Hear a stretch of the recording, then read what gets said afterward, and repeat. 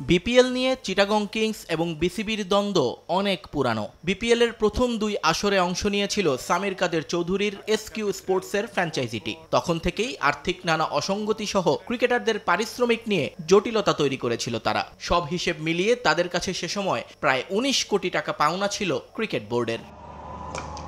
কিন্তু এরপর একেবারেই ভ্যানিশ হয়ে যায় এসকিউ স্পোর্টস এবং চিটাগং কিংস। পরে গত ৫ই আগস্ট দেশের রাজনৈতিক পট পরিবর্তনের পর আবারও দৃশ্যপটে হাজির হন সামির কাদের। তৎকালীন বিসিবি বস ফারুক আহমেদের সঙ্গে সমঝোতা করে ফিরে আসেন বিপিএলে। ৩.৫ কোটিতে রফা দফা করেন তারা। কিন্তু আসর শুরু হতেই আবারও পুরানো চেহারায় ফিরে যায় চিটাগং কিংস।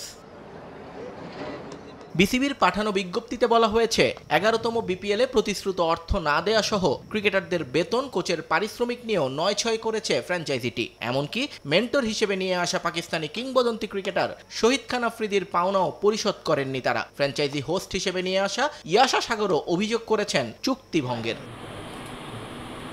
৪ দিন আগে সংবাদ সম্মেলন করে বিসিবির সকল অভিযোগ উড়িয়ে দিয়েছিলেন সামির কাদের। উল্টো সবকিছুর জন্য দায়ী করেছিলেন ক্রিকেট বোর্ডকেই। বারবার অর্থ পরিশোধে ব্যর্থ হওয়ায় অনেকটা বাধ্য হয়েই এবার ভিন্ন পথে হাঁটল বিসিবি। গত ২২শে জুলাই যে লিগ্যাল নোটিশের মাধ্যমে ৩৭,৮২,১৫৬ মার্কিন ডলার পাওনা দাবি করা হয়েছিল, এবার তা পেতে আইনি লড়াইয়ের ঘোষণা দিল বোর্ড। পাশাপাশি টাকার অঙ্কের ব্যাখ্যাও দিল তারা।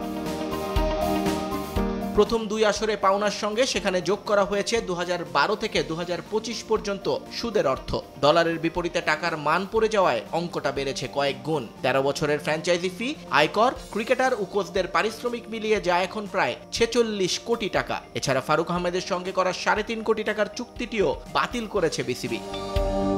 তবে এটা শুধুই বিসিবির পাওনা, কিন্তু ফ্র্যাঞ্চাইজিটির দেনা আছে আরও অনেক।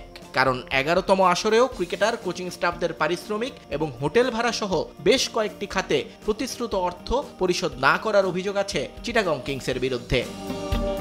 নিয়ন মোহাইমিন, সময় সংবাদ।